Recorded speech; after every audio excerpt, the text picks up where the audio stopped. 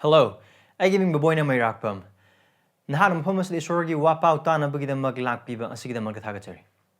Agi prathnadi, nahak na takder ba wapau asigi mapal na, isorbu hina nungsiba, amasung mahaki mi aduga mahaki singlupu hina nungsiba sini. The hagna nahaki na from the nolukchaning badudi, nahana takder ba wapau asina. Nahana nahaki singlupta pipam thokpa nahaki commitment, amasung nahaki singlupi luching bisingi makapon pam thokpa adugi mahuti silhandigan. Adu wapau asigi mapal na. Nagising lupa hina nungsiba, nagising lupa luching musing hina nungsiba, adu kwai maru oina, isori matik mangalig na maghingba punsi da chakot pa adu, eki prathanani. Ibang umaki wapau, taminas.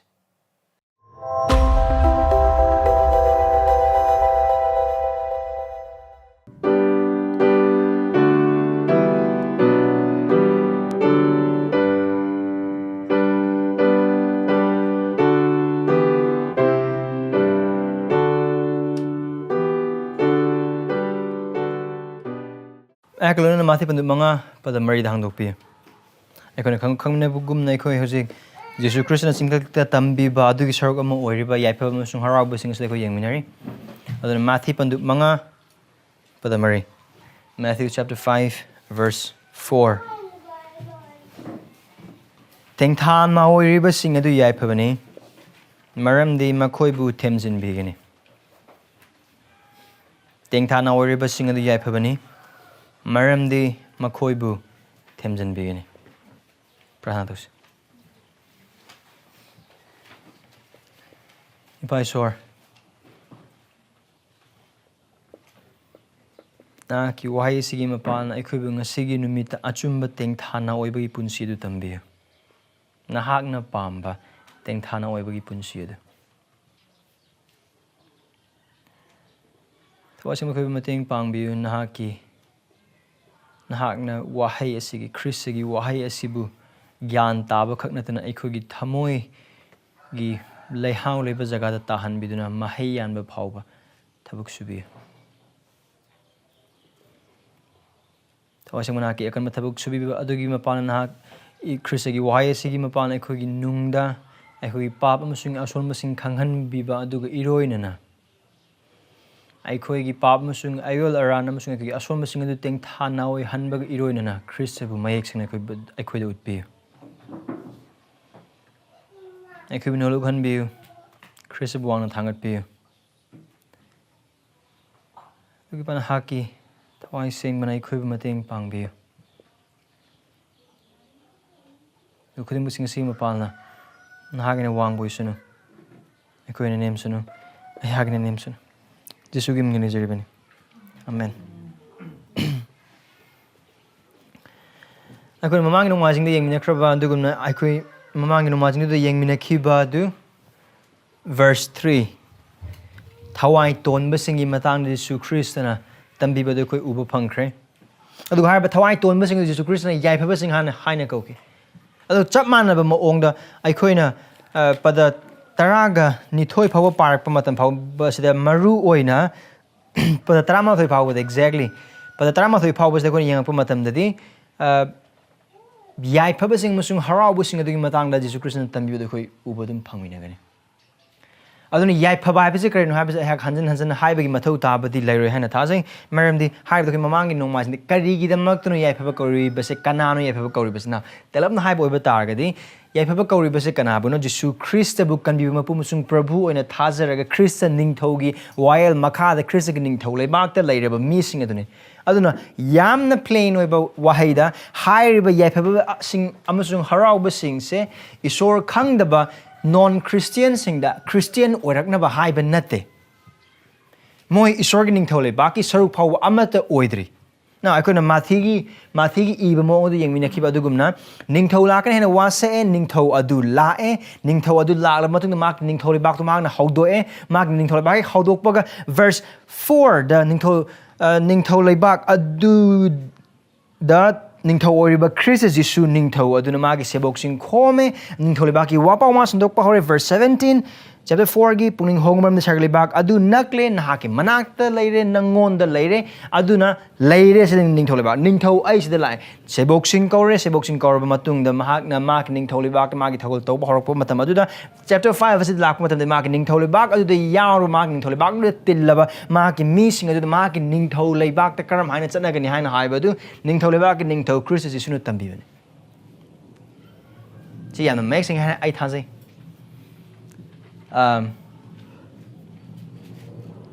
aduga haiba asi ningthona mahaki ningthole bak du leiba maki manai sing uhening punsi dane makoina oidriba punsi amadagi oina baharak panate adubu mahakna oihallaba amasung mahaki misingna oiriba punsi adu hena ningthijaba mongna mahaki wayel yathangi makhada hingnanabagi damakdane aduga haiba khudimak sing ase thajaba singda upham thokpa maki ningthole bakte yaurabani thajabagi mapana Christ ningthole bakte yaurakraba Christa ningthogi makhada leiraba sing adugi punsta upham thokpa ngaktane loinama isamsa na haiba oiba tagidi thawai tonba sing adu tengtha naoidaba yaroi aduga tengtha naoi tengthana oiba sing adu pungning tapa sing sudu moini adu hare pungning tapa sing adu su dharma jembagidam aram khorang sing oini adu samsam haiba oiba targadi verse 3 dagina verse 12 pau bu the piri base komla gi masung nate apam jaga khando ga chaga do bi type ta haiba mapum mane aikoina I am a Christian sing na yamna soina paba Galatians ta ikon uba phangba thawai gi mahai haina haibeda aliyar ba khuding mak sing mahai amma khaktani mahai thawai gi mahai sing na te do thawai gi man it's a fruit of the spirit not fruits of the spirit plural ne singular ne ko habi apam sing khalaga pungning tapas du khalaga nungsiba khalaga ataibuna khandraju ya aduna te chamane adusu asida tawrise yaiphabasing musung haraubasing haina harakpa matam asida hairiba gun sing ase Jesu Christ bu kan bi mapu musung prabhu ne thajaraga adu khona mamang na majing yengmina khraba adugumna Christ ningthau asina awang basing adu bunatana thawai ton basing adu mahang yaiphabasing haina kawe aduga makoi sing adu yaiphabasing kauba khaktana tana wasak pasu makhoi de pe sarga leiba ki was adu thawai ton basing adu khoi mamang no majing yengkiba adugumna kanano ishwar gi mangda ma ki pap musung ason me khuding mak sing aduna maram oiraga ma ki lairaba adu mayek sing na khangzaraga ishwar gi mangda thawai da nolukpa aduna samsam haib oiba targadi verse 3 aduda thajaba sing da Christana ma ki ningtholibak aduda lakraba ma ki manai sing aduda Christian ningthona haiba yathang asine thawai da tonba oyu noluku aduni aduga verse 4 sida lakpa matam dadi ma tengthana riba sing adu yaiphabani maramdi makhoibu themjan bigini ayak lorana sig wakal je kharminas nak punung siba mi magi mamang na kari munana kappo oiba targadi na mong yamdra at least kari expect tawni nak punung siba mi magi mamang da nang je kap kari expect tawni yamdra nupi sing kari expect tawni themjan biba right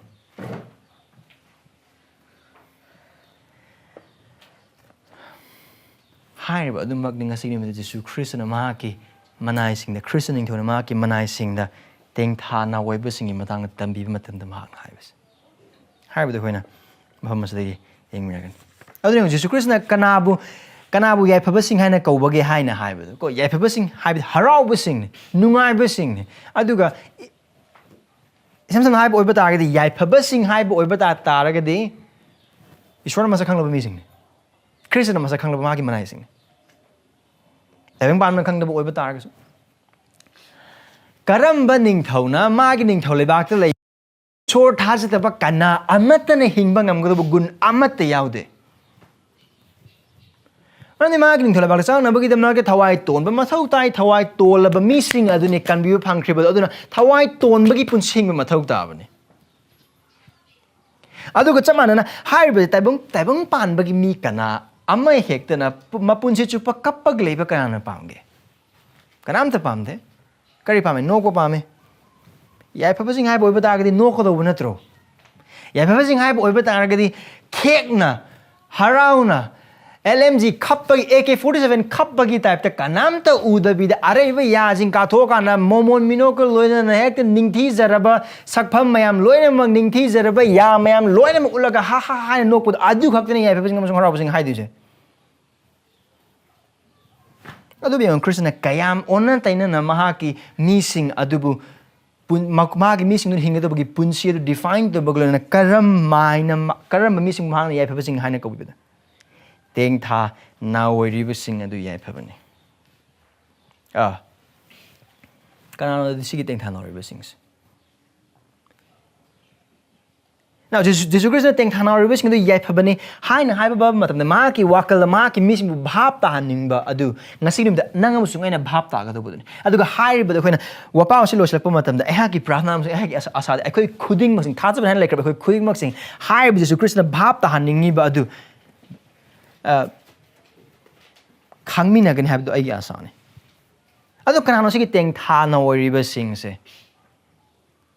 I would think Hana or River sings. Tawai the line was sing, Tawai the tone was singing. Other than high Tawai the tone was singing. Think Hana or singing. Madam, Tawai the toll of a singer, the Makoy. I want passing Kange, other go Wally but the Suka, no Makoy, upon Madukana Kange, Aduna, high but Tawai the toll of a sing, Adu, think Hana or sing. Okay, fine. Karigumba Tawai the toll of a singer, think Hana or sing over that. I see, I want to Christian sing. Adu Kana Christian Kana. Why? How many one? I don't hire but the Kari Wang Topo behind high or but targets. Asinese. Asigi Yatangse. Asigi Tambiba. Asigi Yaiphabasing and Nang Amasung, any individual Nang Amasung, any. I look Nang Amasung, I say, Teng Ha now oiri basing oi pam toe oiga dobane. Mam the Equi Aran Kubam adu Teng Ha now oiraga horakivane. Aikogi Lairaba, Aikogi Asonba, Matileba Isorgi Man, Aikogi Pangalgi, Awatpa, Aikogi Papki, Dandi, Kuding Maxing, Aduda, Aikoi Teng Tana, Bagol, I want the Pambay, Amata Late, Christa Nahak, Aigi Pumna Magne, Aibu can be, other man, Aikobu can be punk cribs, Aikoy can be punk cribs. Our Christian life started. Our Christian life starts with mourning. Other hybrid tongan ongda. Bible tongan mahomsing the cup think Tana big matan I could uber pung. Other way on see that hybrid quimosing the Nangamusung, I think Tana way pum toys and Nangamusung. It's announcing hybrid say Paba matamda. I see I punchida or get over the hand of Pag. I see I nakan the pump, I yet pump, I oil the pump, I man pump, I tung the pump, but not the Kanamata. I do curry, I'm not the other. Man, I could problems, I can have without tired. I could some massage, I can have oil batagadi. Pazaba wapao kara, Ninkiza wapao kratap, oil batagadi. Oh, I guess from Basako. Oh, I see the egg hand having I see Tomadun Tarian Tong Pagadan and say wapao saying, they see Chowbidun Tower. Man, see Lambo, I see what home of an on I don't act any, right? No, I don't mind nothing. Canabuni, I have a say. Nang Musungain. I do Canabuno man, christening tono, Yaiphabasing Corse, Teng Hana or reversing a dobany. I do with that canal from the Teng Hana, Hanhamadi, Nang Amusungay. Nang Amusungay.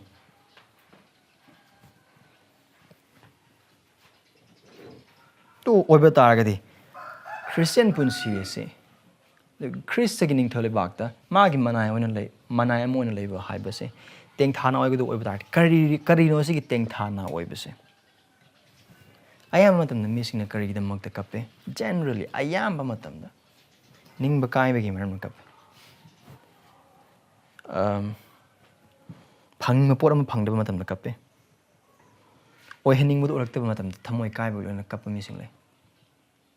I am like I call it Teng Tana over couldn't monks. I see Yana and Taba Matam daddy, had a negative over sense socially. I do virtually announcing, I do nothing. I see Yan Hamber, I see Teng Tana was a curry nut of no high hype or betargadi. I see Teng Tana was I went Hebrew on the Tarani toy the Uber Hong, but Ishogi do but Teng Tana over the nothing. Grammatic, Macaramine Cape. How I told what I'm going to get them like that. Mark if you are from the Yon Tokre. Jacob that. aduga Jacob tagi mumana mai piba phamdo pinaba hairaga kappa matamda ma phangde hemsang hai boy batar kadi aikhoigi apangba amasung pap na maram oiraga phokhanba tengthana oiba nate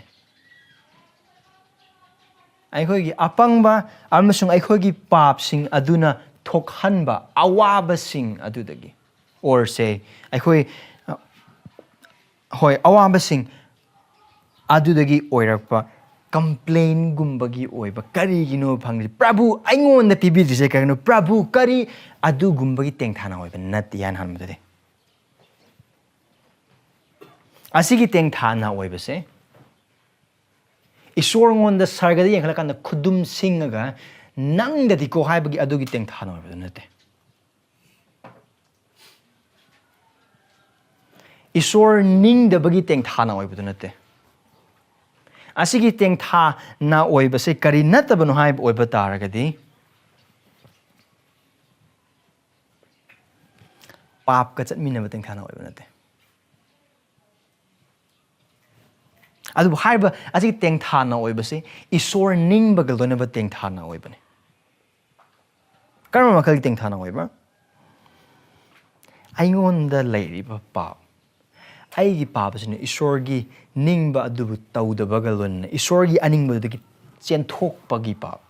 khuding maksing aingon da lai Christ Jesugi mapana maki ningthau leibak ta Christ ningthau maki mi amoina kausan biba maki mi ohen biba oiba taragasu haujik phawbada aikhoi na isa da aikhoigi punsida lolaga thamliba papsing aduga aikhoigi nungda haujik phawba leiba papsing aikhoigi ason masing khuding maksing adu realize to bagalona adu khangja bagalona haiba papsing adugi ningkha tamningbagi haiba papsing adu thadok ningbagi haiba papsing do hato ningbagi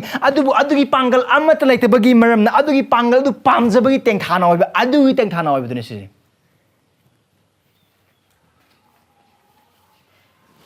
a godly mourning with a desire to get rid of the presence and the power of sin.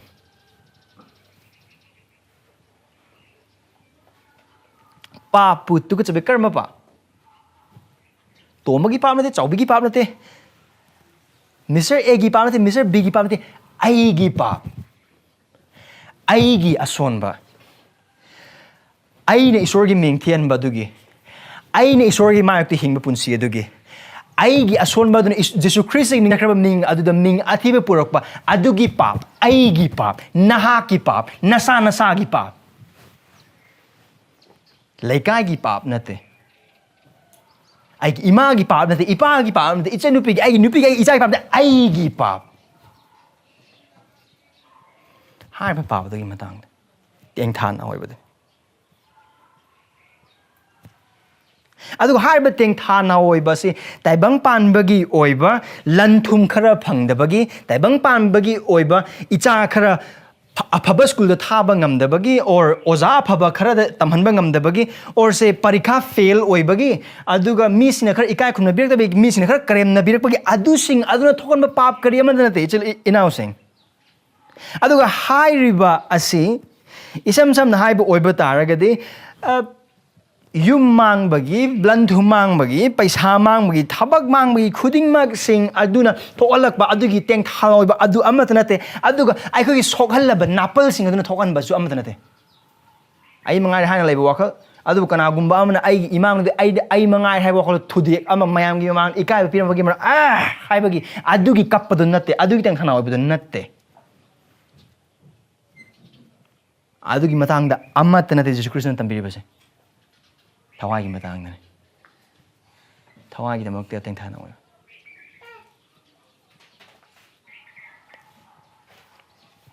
taibang pan ba lai ra bagi damak kap pa nate bang pan kari gum Chingthakta Tambiba matang karigman hagna nakoina paba oiba targadi taibang panba asida lanthum paina ba Jesus Christ na tambira ko maruina sargada lanthum paina bagida magada Jesus Christ gi wakal ai gi ning thole bak la mi sing ai ning thole bak la ba na anaba amata lehlar gi paisa lo mak pahal gi aning nglo adu Jesus Christ concern te Jesus Christ da taibang panba da ma ki mi sing hinga ina khulna bagida mak la ki bezuna te adu ma social worker on la ki bezuna te he came as a savior for sinners that's it taibang panba da Taibang pan ba sa dalay kraba mahaki mang kraba yaw sing mahaki mang kraba missing adu mokko gi pap te gi kanna ba gi da mag Christian laki bane kana gum ba kana Jesus Christ ana ba kara pana ba kong te ba kara pana ba adu gi oh Jesus Christ malang asi ba hinga halidu Lazarus hinga halidu de oh adu di ma kana to hal ma kong te ba phalina lukhra bi gi macha sira ba do hinga halle adu de gi di kana Jesus Christ di nga gi mabung di paisa ba lo thuk ngam ba Jesus Christ ka ma ninga ka isil inaw sing hai ba khuding mak sing the Jesus Christ ki primary ministry natte kare ki Jesus Christ aina tai bang pa sa dharma chin ma sing ko gula ko de pap chin ma sing ko gula ko ne karigum na ko mark ta pap oi ba tar ga di ma gi sebok sing mi mayam ma ana ba phale hai ba ta mayam khom chale Jesus Christ di Christ ma prasna torok le ma gi sebok sing nang bu mayam sing ngai na ga le Jesus Christ di kare ai adu gi da mak la ko ne sat se ko sum da wa pa sum da ko sat Christian la ki bi di maram ama khak tang ne pap chen ma sing mo khoi pap te kan bi na ba ma ki ning thau le bak te gi chang ta kraba ma ki ning thau le bak ta gi marketing tholeba ki missing mang kraba marketing tholeba ki missing aduga yaw singum na kangaw na kraba marketing tholeba ki missing aduga mahaki punsi hingba siba musung hingat pa adugi panggal adugi mapan among na marketing tholeba ki pusulak na bagi damakan that was Christ's primary aim aduga haiba missing aduga nim hang haiba to mourn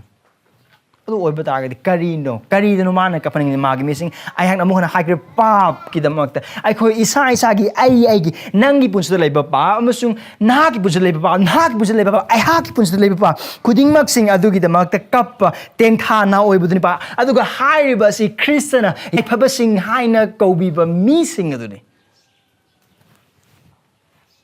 adu bisil inausing Karang mana Christian na mana harag ay pap tau de ay pap asun ba laite ay punsi da ay gatheng ba pap amat laite hana hype oiba targa di nahaki pap ki matang adu karigum ba nahak teng tha na oidri ba nasana na sabu Christian ni haina kauza ba ama oiba targa di nak kan bi ba phangam da wi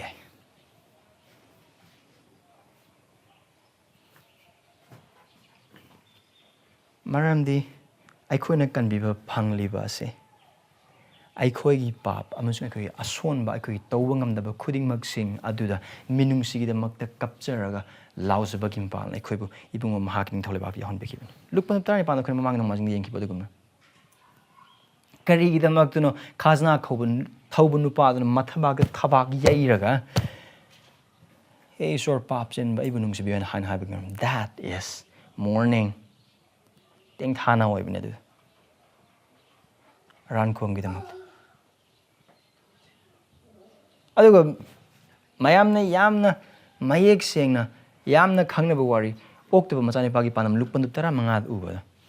yong karam haina lukpandup tara manga gi oktaba machanu pa aduna ma ki pap adu mayek sengna khangjarak pa matamda karam haina ma kappano haina aduga adumak adune maphamasa Jesus Christ na mean tori basi kari haimana verse 17 dagi chapter 15 Luke 15 gi verse 17 dagi mahak na wakal tar ladun hai ki ai gi ipage ne pa minai sing da chaningai lem pan lai adu ai di chak la man si ge dore ai na hagutuna ipagi nak ta chatlaga mangon da hajakni yengo asi wai sing ipa ai na sarga musung na ki mayok ta pap tawkre ai na ki na cha am khona kauba matik chadre ai pun ha ki anek pananai sing amagum no henri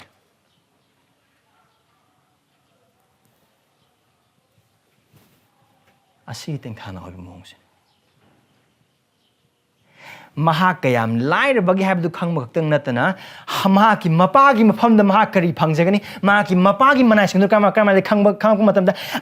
asi gi phibam sida aina taw bang ma kari amata laite hauji ki ori phibam sida ai gi thabak na ai gi hai be in bana ai gi pangal ai punsi chawkhut an ba kari amata pambai amata laite ai gi punsi hauji le ai gi jaga sida ipa gi minai da gi so hena sathina tolaba ai gi punsi ni ma gi aduna aina taw godob jaga ai ma gi mafam da chat ki ai macha na losan ba phau ai hai ra ai ma ki minai minai amona losana bagi dam hai adugi that self abasement before the mighty power of God. Isorgi matik leba pangla dogi mangda nanga masung aigi matik chada ba nanga masung aigi ason ba nanga masung aigi pap ki tukachaba khudimok singa duna ai ase isona ki nacha ka bud phawba matik chade ai na ki minai haina ka bud phawba matik chade ai bu nungsi biu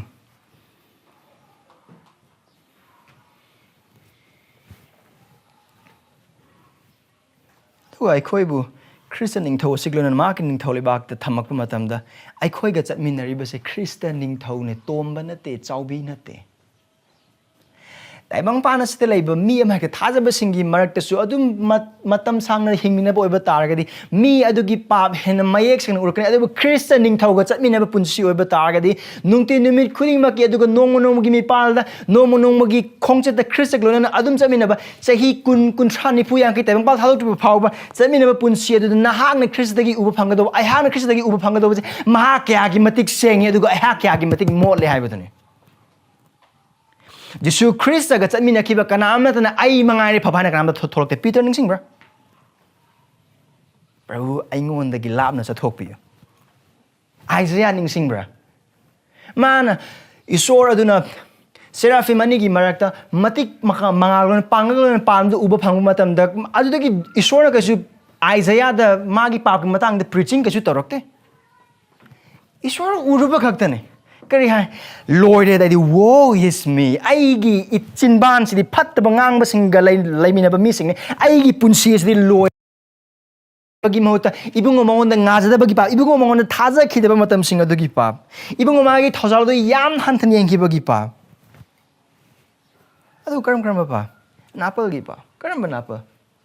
kana ne phai ai ne na phai kana ne phajai ai ne na phajai kana ne khangi ai ne na khangi adu oi ta ga ai ngon mi sing lo no mi kai kun ai ngon salam kat pham thoi ai ngon da praise lord hai pham thoi ai hek unaba ga mi sing ai gi mang ne thak ni ka do ne ai ngon da wa ngang bangam ba sing da member kana lege ha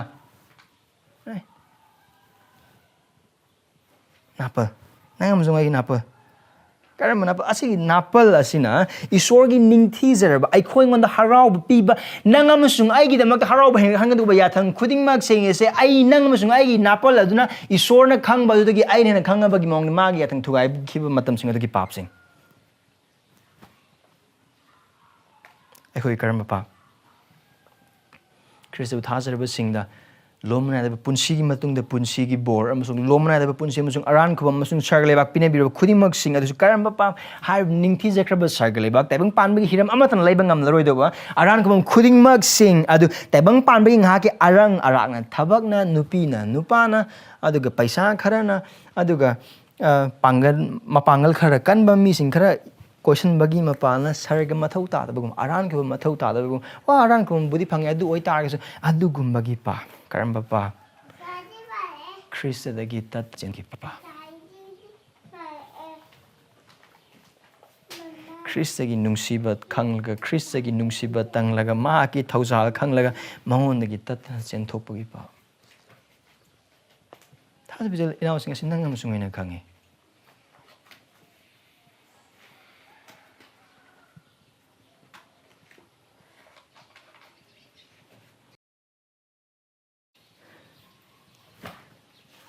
ngasi kaktene asumane nupi siga wari sanare ngasi kaktene si nupa asumane wari sanare se o ngasi katang chilin housing thaja boy kraba nangam sung aina pap ka sana base saitana phau kiram gani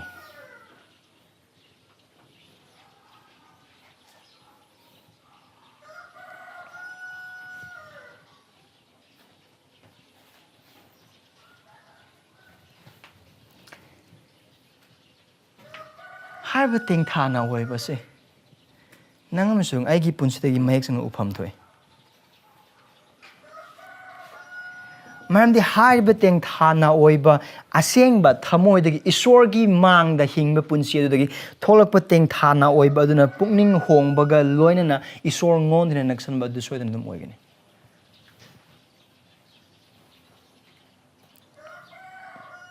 ani so de kari dam ai khoi ting thana oiba dise yana da khoi pap ani so de ai khoi akoi ba de lai ba pap sing ꯑꯩꯈꯣꯏꯕꯗ ꯂꯩꯔꯤꯕ ꯁꯃꯥꯖꯀꯤ ꯑꯃꯣꯠꯄꯁꯤꯡ ꯏꯁꯣꯔꯒꯤ ꯃꯥꯌꯣꯛꯇ ꯑꯣꯏꯕꯁꯤꯡ ꯏꯆꯤꯜ ꯏꯅꯥꯎꯁꯤꯡ ꯑꯩꯈꯣꯏꯒꯤ ꯃꯔꯛꯇ ꯄ꯭ꯔꯚꯨ ꯑꯁꯤꯒꯤ ꯃꯤ ꯑꯁꯤꯅ ꯅꯍꯥꯛꯀꯤ ꯑꯄꯤꯛꯄ ꯋꯥꯄꯥꯎꯒꯤ ꯃꯇꯥꯡꯗ ꯂꯥꯟꯅ ꯇꯝꯕꯤ ꯂꯥꯟꯅ ꯁꯟꯗꯣꯛꯑꯦ ꯍꯥꯏꯅ ꯊꯃꯣꯏꯗ ꯈꯨꯗꯨꯝ ꯁꯨꯔꯀꯥꯟꯗ ꯐꯅꯥ ꯇꯧꯕ ꯀꯌꯥꯝ ꯌꯥꯎꯒꯦ ꯏꯁꯣꯔꯒꯤ ꯃꯤꯡ ꯑꯗꯨ ꯃꯤꯁꯤꯡꯅ ꯂꯥꯟꯅ ꯊꯩꯖꯤꯜꯂꯛꯄ ꯃꯇꯝꯗ ꯑꯗꯨꯒ ꯂꯥꯟꯅ ꯎꯠꯄ ꯃꯇꯝꯗ ꯅꯪ ꯑꯃꯁꯨꯡ ꯑꯩ ꯊꯃꯣꯏ ꯀꯥꯏꯕ ꯗꯦꯅꯤꯌꯦꯜꯒꯨꯝꯅ ꯗꯦꯅꯤꯌꯦꯜ ꯅꯤꯡꯊꯧꯗꯨꯅ ꯃꯥꯒꯤ ꯂꯥꯏ ꯃꯨꯔꯇꯤ ꯂꯥꯟꯅꯕꯒꯤꯗꯃꯛ ꯍꯥꯏꯕ ꯃꯇꯝꯗ ꯗꯦꯅꯤꯌꯦꯜ ꯃꯁꯤ ꯃꯌꯦꯛ ꯁꯦꯡꯅ ꯈꯪꯉꯦ ꯃꯤꯑꯣꯏꯕ ꯑꯩꯈꯣꯏꯒꯤ ꯈꯨꯔꯨꯝꯕ ꯑꯃꯁꯨꯡ ꯊꯥꯒꯠꯄ ꯈꯨꯗꯤꯡꯃꯛꯁꯤꯡꯁꯦ ꯖꯦꯍꯣꯚꯥ ꯏꯁꯣꯔ ꯈꯛꯇꯪꯗ ꯑꯣꯏꯒꯗꯕꯅꯤ ꯑꯗꯨꯕꯨ ꯑꯇꯣꯞꯄ ꯅꯤꯡꯊꯧꯗꯨꯗ ꯈꯨꯔꯨꯝꯃꯛꯄ ꯃꯇꯝꯗ ꯗꯦꯅꯤꯌꯦꯜꯒꯤ ꯊꯃꯣꯏ ꯀꯥꯏ ꯄꯣꯜꯒꯨꯝꯅ ꯑꯦꯊꯦꯟꯁꯇ ꯂꯥꯛꯄ ꯃꯇꯝꯗ ꯀꯔꯤ ꯈꯪꯗꯕ ꯏꯁꯣꯔꯗ ꯍꯥꯏꯅ ꯍꯥꯏꯔꯀꯥꯟꯗ ꯃꯈꯣꯏꯅ ꯏꯁꯣꯔ ꯂꯥꯏ ꯃꯨꯔꯇꯤ ꯂꯥꯠꯄ ꯍꯧꯔꯛꯄ ꯃꯇꯝꯗ ꯀꯔꯤ ꯅꯪꯉꯣꯟꯗ ꯈꯨꯔꯨꯝꯒꯗꯧꯕꯁꯦ ꯍꯥꯏꯔꯤꯕ ꯃꯤꯁꯤꯡ ꯑꯁꯤꯅ ꯈꯪꯗꯕ ꯂꯥꯏꯁꯤꯡ ꯑꯁꯤꯗ ꯅꯤꯡꯉꯒ ꯂꯩꯔꯦ ꯄ꯭ꯔꯚꯨ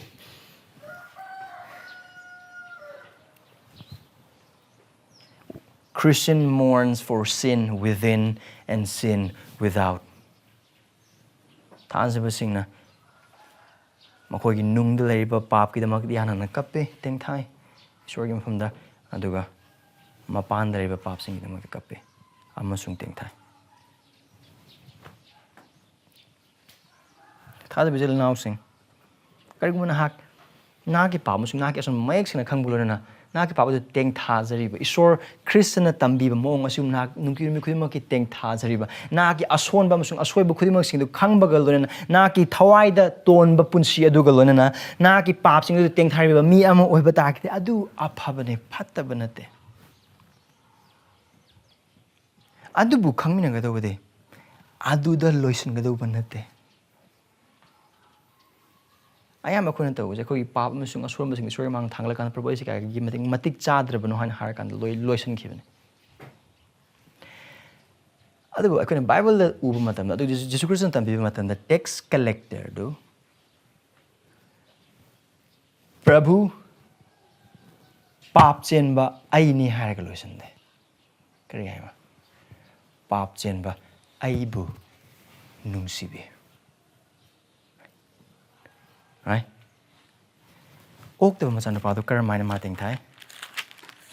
ꯃꯥꯒꯤ ꯄꯥꯞꯀꯤ ꯃꯇꯥꯡꯗ ꯑꯗꯨꯕꯨ ꯀꯔꯤ ꯍꯥꯏ ꯃꯥꯒꯤ ꯑꯁꯣꯟꯕ ꯃꯥ ꯈꯪꯉꯦ ꯃꯥꯒꯤ ꯑꯃꯣꯠꯄ ꯃꯥ ꯈꯪꯉꯦ ꯃꯥꯒꯤ ꯃꯇꯤꯛ ꯆꯥꯗꯕ ꯃꯥ ꯈꯪꯉꯦ ꯈꯨꯗꯤꯡꯃꯛꯁꯤꯅ ꯈꯪꯉꯀꯥꯟꯗ ꯀꯔꯤ ꯍꯥꯏ ꯑꯩ ꯍꯧꯒꯠꯇꯨꯅ ꯏꯄꯥꯒꯤ ꯅꯥꯛꯇ ꯆꯠꯂꯒꯦ ꯀꯔꯤꯒꯤꯗꯃꯛꯇꯅꯣ ꯌꯤꯁꯨ ꯈ꯭ꯔꯤꯁꯇꯅ ꯃꯥꯒꯤ ꯅꯤꯡꯊꯧ ꯂꯩꯕꯥꯛꯇ ꯂꯥꯛꯈ꯭ꯔꯕ ꯃꯥꯒꯤ ꯃꯤ ꯑꯣꯏꯔꯕ ꯇꯦꯡꯊꯥꯔꯤꯕ ꯃꯥꯒꯤ ꯃꯤꯁꯤꯡ ꯑꯗꯨ ꯌꯥꯏꯐꯕ ꯀꯧꯕꯒꯤ ꯃꯔꯝꯗꯤ ꯏꯆꯤꯜ ꯏꯅꯥꯎꯁꯤꯡ ꯈ꯭ꯔꯤꯁꯇꯅ ꯍꯥꯏꯔꯤꯕ ꯌꯥꯏꯐꯕ ꯑꯁꯤ ꯂꯥꯎꯊꯣꯛꯄ ꯃꯇꯝꯗ ꯃꯍꯥꯛꯀꯤ ꯋꯥꯁꯛ ꯂꯣꯏꯅꯅ ꯂꯥꯎꯊꯣꯛꯑꯦ ꯀꯔꯤꯅꯣ ꯃꯥꯒꯤ ꯋꯥꯁꯛꯇ ꯌꯦꯡꯉꯨ ꯃꯔꯝꯗꯤ ꯃꯈꯣꯏꯕꯨ ꯊꯦꯝꯖꯤꯟꯕꯤꯒꯅꯤ ꯑꯩꯈꯣꯏꯅ ꯀꯞꯄꯤꯗꯣ ꯀꯅꯥꯗꯅꯣ ꯏꯁꯣꯔꯗꯅꯤ ꯑꯩꯈꯣꯏꯒꯤ ꯏꯄꯥꯗꯅꯤ ꯑꯩꯈꯣꯏꯒꯤ ꯑꯁꯣꯟꯕꯒꯤ ꯑꯩ ꯄꯥꯞꯀꯤ ꯃꯇꯥꯡꯗꯅꯤ ꯄ꯭ꯔꯚꯨ ꯑꯩ ꯑꯁꯤ ꯁꯣꯜꯂꯦ ꯅꯍꯥꯛꯅꯗꯤ ꯑꯩꯕꯨ ꯄꯥꯞ ꯇꯧꯅꯕ ꯀꯟꯕꯤꯕ ꯅꯠꯇꯦ ꯄꯥꯞ ꯇꯧꯗꯅꯕꯒꯤꯗꯃꯛꯇ ꯀꯟꯕꯤꯕꯅꯤ ꯑꯗꯨꯕꯨ ꯑꯩ ꯍꯟꯖꯤꯟ ꯍꯟꯖꯤꯟ ꯑꯁꯤꯒꯤ ꯖꯒꯥꯁꯤꯗ ꯁꯣꯜꯂꯦ ꯑꯩꯕꯨ ꯉꯥꯛꯄꯤꯌꯨ ꯑꯩꯕꯨ ꯀꯟꯕꯤꯌꯨ ꯑꯩꯕꯨ ꯅꯨꯡꯁꯤꯕꯤꯌꯨ ꯑꯗꯨ ꯑꯩꯈꯣꯏꯒꯤ ꯄ꯭ꯔꯥꯔꯊꯅꯥꯅꯤ ꯑꯗꯨꯒ ꯊꯥꯖꯕꯁꯤꯡꯁꯦ ꯍꯣꯏ ꯆꯨꯝꯃꯤ ꯑꯩꯈꯣꯏ ꯇꯦꯡꯊꯥꯅ ꯑꯣꯏꯕꯁꯤꯡꯅꯤ ꯑꯗꯨꯕꯨ ꯑꯁꯥ ꯌꯥꯎꯗꯕ ꯇꯦꯡꯊꯥꯅ ꯑꯣꯏꯕ ꯅꯠꯇꯦ ꯑꯗꯨꯕꯨ ꯑꯌꯥꯝꯕ ꯊꯥꯖꯕꯁꯤꯡꯅꯗꯤ ꯇꯦꯡꯊꯥꯅ ꯑꯣꯏꯕ ꯃꯇꯝꯗ ꯑꯁꯥ ꯂꯩꯇꯕ ꯑꯃꯒꯨꯝꯅ ꯇꯦꯡꯊꯥꯅ ꯑꯣꯏ ꯀꯔꯤ ꯇꯧꯋꯦ ꯄꯥꯞ ꯇꯧꯔꯦ ꯍꯥꯏꯕ ꯈꯪꯉꯦ ꯄꯥꯞꯅꯦ ꯍꯥꯏꯕ ꯈꯪꯉꯦ ꯑꯗꯨꯕꯨ ꯈ꯭ꯔꯤꯁꯇꯗ ꯆꯦꯟꯁꯤꯟꯕꯒꯤ ꯃꯍꯨꯠꯇ ꯈ꯭ꯔꯤꯁꯇꯒꯤ ꯆꯦꯟꯊꯣꯛꯑꯦ ꯈ꯭ꯔꯤꯁꯇꯗꯒꯤ ꯆꯦꯟꯊꯣꯛꯄꯗꯨ ꯀꯔꯝꯍꯥꯏꯅ ꯆꯦꯟꯊꯣꯛꯑꯦ ꯊꯥꯖꯕꯁꯤꯡꯒ ꯄꯥꯎ ꯐꯥꯎꯅꯕ ꯂꯦꯞꯈꯠꯂꯛꯀꯅꯤ ꯐꯣꯟ ꯄꯥꯏꯈꯠꯂꯣꯏ ꯆꯔꯆ ꯀꯥꯕ ꯂꯦꯞꯄꯛꯀꯅꯤ ꯈꯨꯗꯤꯡꯃꯛ ꯅꯠꯇꯦ ꯏꯆꯤꯜ ꯏꯅꯥꯎꯁꯤꯡ ꯀꯔꯤꯒꯨꯝꯕ ꯑꯩꯈꯣꯏꯒꯤ ꯃꯔꯛꯇ ꯄꯥꯞꯀ ꯂꯥꯟꯊꯦꯡꯅꯔꯤꯕ ꯑꯃꯁꯨꯡ ꯅꯍꯥꯛꯀꯤ ꯑꯁꯣꯟꯕ ꯅꯍꯥꯛꯀꯤ ꯄꯨꯟꯁꯤꯗ ꯂꯩꯕ ꯄꯥꯞꯁꯤꯡ ꯑꯗꯨꯒꯤ ꯃꯇꯥꯡꯗ ꯇꯦꯡꯊꯥꯅ ꯑꯣꯏꯔꯤꯕꯁꯤꯡ ꯑꯩꯈꯣꯏꯒꯤ ꯃꯔꯛꯇ ꯌꯥꯎꯕ ꯑꯣꯏꯕ ꯇꯥꯔꯒꯗꯤ ꯑꯗꯨꯗ ꯂꯣꯏꯁꯤꯟꯒꯅꯨ ꯈ꯭ꯔꯤꯁꯇꯗ ꯆꯦꯟꯁꯤꯜꯂꯨ ꯊꯥꯖꯕꯁꯤꯡꯗꯒꯤ ꯆꯦꯟꯊꯣꯛꯀꯅꯨ ꯁꯤꯡꯂꯨꯞꯇꯒꯤ ꯆꯦꯟꯊꯣꯛꯀꯅꯨ ꯁꯤꯡꯂꯨꯞꯀꯤ ꯃꯤꯁꯤꯡꯗꯒꯤ ꯆꯦꯟꯊꯣꯛꯀꯅꯨ ꯅꯍꯥꯛꯅ ꯄꯥꯞ ꯇꯧꯕ ꯃꯇꯝ ꯅꯍꯥꯛꯅ ꯇꯧꯔꯤꯕꯗꯨ ꯄꯥꯞꯅꯤ ꯍꯥꯏꯕ ꯈꯪꯕ ꯃꯇꯝ ꯑꯗꯨꯗ ꯅꯍꯥꯛ ꯈ꯭ꯋꯥꯏꯗꯒꯤ ꯃꯇꯦꯡ ꯗꯔꯀꯥꯔ ꯂꯩꯕ ꯃꯇꯝꯅꯤ ICUꯒꯤ ꯃꯇꯝꯅꯤ ꯑꯗꯨꯒꯤ ꯃꯇꯝꯗ ꯏꯟꯇꯦꯟꯁꯤቭ ꯀꯦꯌꯔ ꯌꯨꯅꯤꯠꯇ ꯂꯩꯒꯗꯧꯕ ꯃꯇꯝꯅꯤ ꯆꯦꯟꯊꯣꯛꯀꯗꯧꯕ ꯅꯠꯇꯦ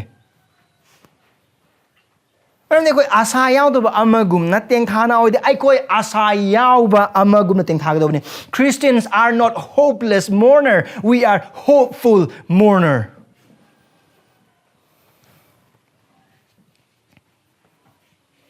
มันกระไรทั้งหมดต้องให้บ่อยบ่ตากันดิไอ้ค่อยกี่เตียงท่านาโอยบ่ดูอดูดลอยไอ้ค่อยกี่เตียงท่านาโอยบ่ดูไอ้ค่อยกี่เตียงท่านาโอยบ่อดูดกี่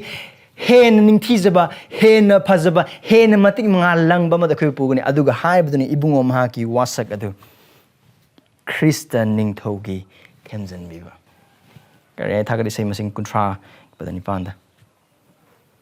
ไอ้หิงจุปกับลูบ่อยบ่ตากันสุน้องอาลักมาตำดานอกกันนี่The tears may endure through the night, but joy comes in the morning.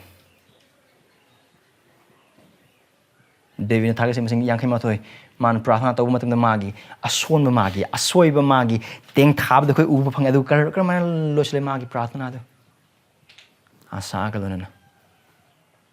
thad bisil naw sing nang amusung ai teng thana oi bising oi do na do nang amusung ai karam ba maong na teng thana oi ba gi han ha do wa hang ni isor da asa tham ba lo na magi thojal magi minung si do thaz ba lo na teng thana oi bising oi bra adu Yaiphabasing ni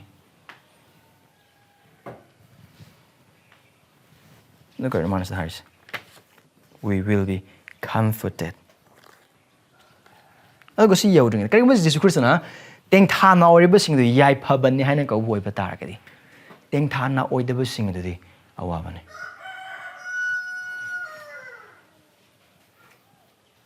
Kaya mo nang amasung ay na 타즈바 모니 크리스천닝 토기 마카다 마기 하이비 인바기 마파나 아이코기 분지 힝비 마탄 마기 와하이디 산옥리비 와파 코데 모신데기 아이코기 밥 칸라가 아두기 밥기 마땅다 아이코기 뿡닝 홍닝바기 아팜바 두글로나 파우두기 닝카 tam닝바기 커랑불로나 크리스 아니렉션 락부도 커랑불로나 마니 망 아니렉션 락 마탐다 아이코기 밥기 빵갈 각나기나 밥 tagi pungkan kan bigado bodo adu khorang bagal na kuimak sing do khoi teng thanoi be sing oiba matam da hai ba sing adu ai khoi Yaiphabani chil inaw sing adu aphabani adu ga hai ba sing do tau do khoi mar dia oiba tar ga di naga wa bani adu be man Christian hai ba sing Christian ning thon hai Temzen be ni adu ga si Temzen be ba se nangam sung aina khangdri ba man natte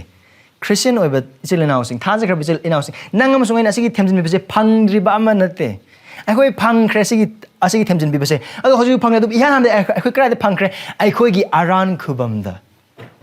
Jesus Christ ai khoi gi ning thau ai khoi gi prabhu gi ai khoi kan bi mapu haina chena konsin gi bi karam kari matang do ai khoi papi ni pap chele pa musung ai ran de share ba missing isor gi asabu phang ba matik char ba sing isor gi asabu kan bi ngam ba khoi pangal amat leite apa thaba kari amat leite ai khoi isor gi lak do asabu de ge adu ga noro ki thong adu gi pangal du mayo na ga do pangal kari amat leite mamal kari amat leite adu ai khoi da resource machira amat leite ai khoi lai ba ngak ibung ma ki pangal gi mamang adu ga maha ki lak do asabu adu gi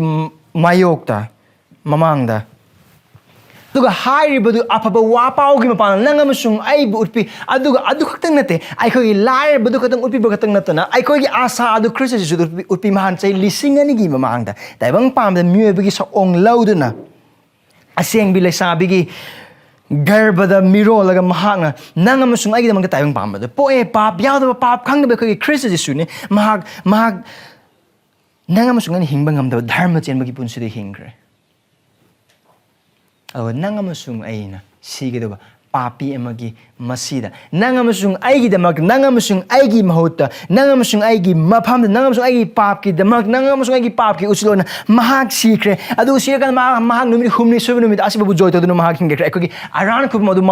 adu mapung phana bi damak adu mak sarga da kakre amung khana maki mising bu lobu lakani hai basi khang matam da ai khoi gi asa du ai khoi na tawangam ba amasung ai khoi gi lai ba khudi mak sing natana Christ adu obi man adu gi matam adu ni prabhu ai bu kandi nahang nungsibi na ki dharma sen mi lai na ki minung se adu gi damak ta nahak na ibu kandi adu man ai khoi gi teng thano jabaga lona Christ da aran khubam gi thong adu yeizaba matam da ibungo mahak na ai khoi bu Temzen bikiba do karina aran kubamna lomana da punsina yana de asigi Christian Temzen biba koi na koi aran kubam da koi thengna kre ai koi Temzen bikre isorgi asau bagi nipai ba amasung noroki akiba aduga haiba khuding maksing aduglon ai koi thamoi da leiba leita da ba akiba khuding maksing adu Christagi igi mapalna mahaki ingthaba amasung thaujal adugi minungsi aduna aikhoigi akiba khudingmaksing adubu fahanbikre aikhoigi asokpasing adubu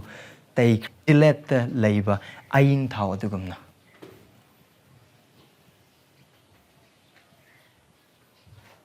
mana ko thamjanbikre aduga nang sungana hojik teng thariba aikhoigi pap sing asigi dasu mahakna thamjanbigani karmaina aikhoigi pap adung manbibagi mapal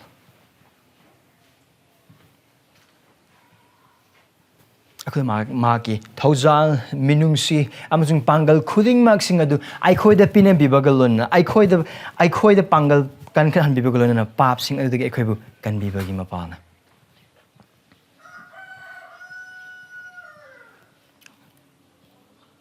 the kramana aikoi bu temjan bi aikoi da mahaki ngakpi bagi thaujal aduna thamoi thalhanbibagi mapal aikoi ishori from the pratna pap hadokgi pratna tobu matamda mana kokpibagi asa do aikoi dale adu krishna ki themjan bibane thaja bisil inausing nangamusung aina nangamusung aina aikoi pap asi puduna krishna gi mangna krista asi paps aina nangi magra tokre aduga sargamusung ipana ki mag asi paps aina tokre aina krista aikoi ishori gi mangna pawdu pusulaga chang matamda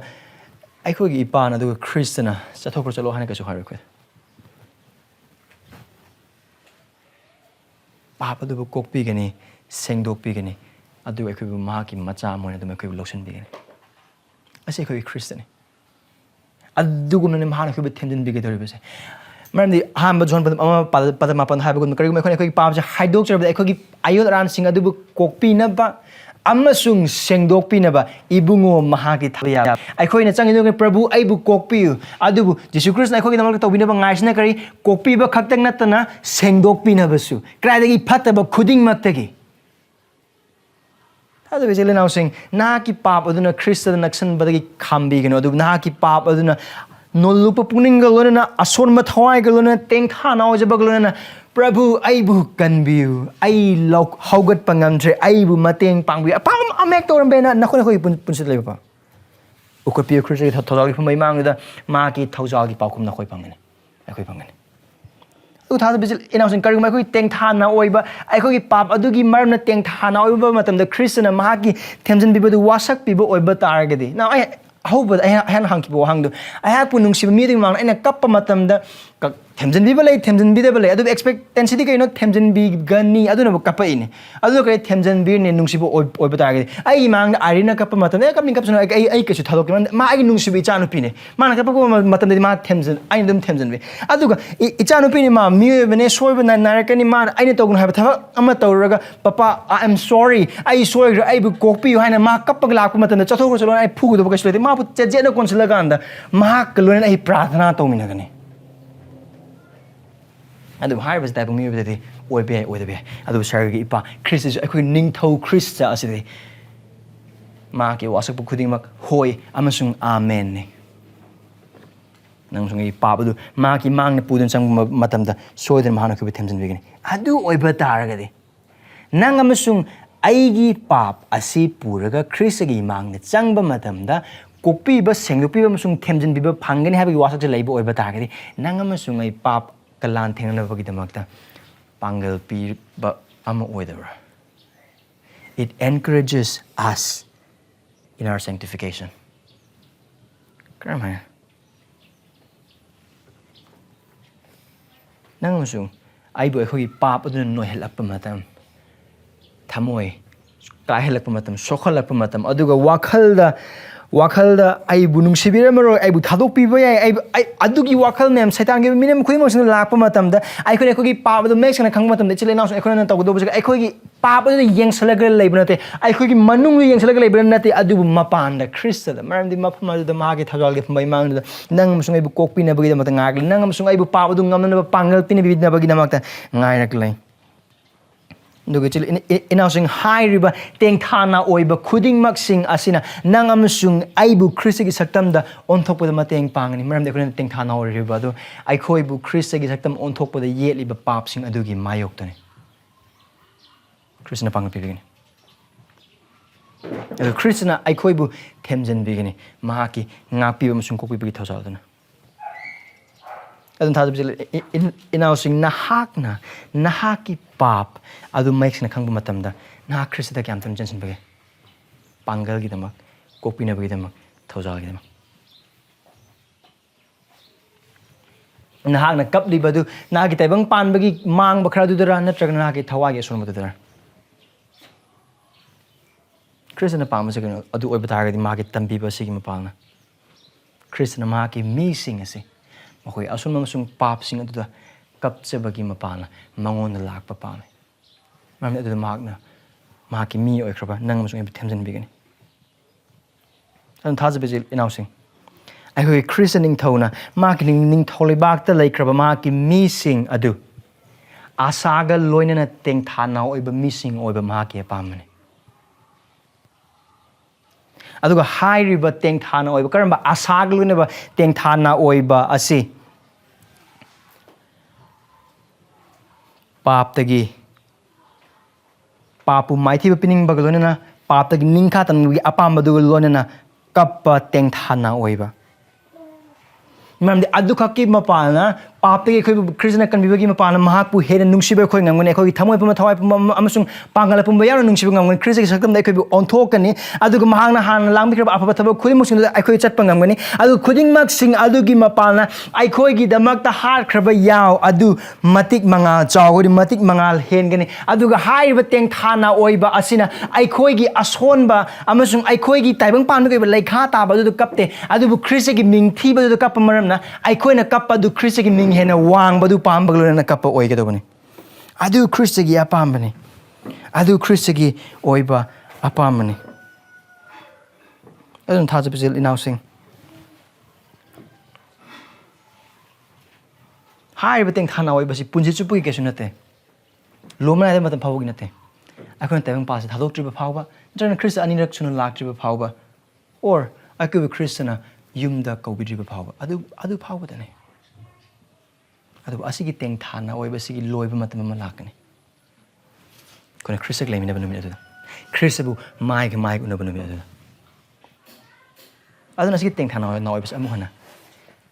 thamoi kaininga oiba teng thana oiba nate asa galo na teng thana oiba ne karmana akhona phono bi ba matam da krai Christ na ma ki pi sinthar ba ma ki manai sing adu ko dobi ma hak na pi dei thok pi nangamasung aigi damakta cross mathakta yotpi takraba khut aduna aikhoi gi mitlugi pirang taithok piba adudagi hena laibuk phaba nangamasung ai kaida legani thadab jel nausing christianing thona maki mana aikhoi gi apama du sini teng thana oi bese aikhoi bi Yaiphabasing ko maramdi aikhoi bi mahakna themsan bigani Aku punsi, aku mahing, aku oiba hiram kuding mak. Christ gi minga du yang laga, ma ki mati mangal du yang laga. Aku pap, aku ason ba, aku yet liba, pap kuding musing asin ningka tan bagi apa madu gulona. Aduga Christ aku mitlu gi pirang te thok pi bagi asa du gulona. Teng thana oiba gi punsi du hing bada. Christ na aku da pangal gulona mateng pi bi wisuna. Prana dos. Ipai sorry khoi pap ta kapham thok pa chang adu dagi yam na wa na kappa mi sing ni Ipai sorry khoi gi pap adu kappa dagi khoi mi sing gi pap ta kapan hen hel adu ngasi ni dan ha ki wahai na mai sing na khoi bu tak pi Christian ha ki wahai na khoi bu tambi ai khoi gi pap ta teng tha na hoi bu sing oi ga du gun hain khoi ma teng pang bi ai khoi ason bu sing hen u han bi khangan bi khoi teng thaba singoi hen bi maramdi hariba teng thariba mi sing asibuni Christa na hak ni Yaiphabasing ko bi amusuna gi themjen bi bagi wasak papi na bi bad adu hariba teng thana oiba sing asi khaktana Krishna mitlu Krishna hangna mitlu gi pirang na hakin na khutmang na taithok pibagi harauba du khaurang na ngaijaba namgadawasi khoi mateng pangbi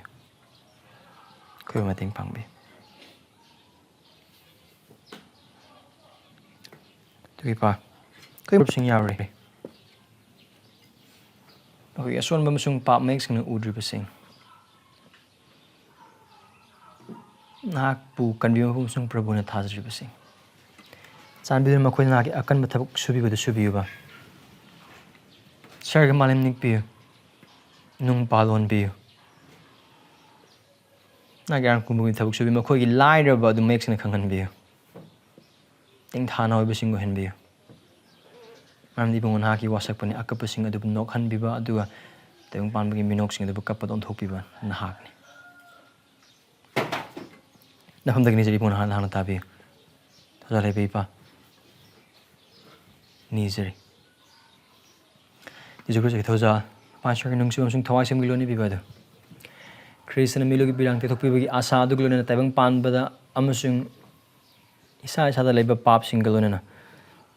Krishna ki sakam on thok ning bagi kharang badu giloni na pap sing adu kap liba teng thanoi riba singi mathakta Haujik tagi hauna pap sing mai thiba pi duna Krishna ki sakam on thok na bagi pangal giloni na Loina biraga pangal pina biba oirasana Amen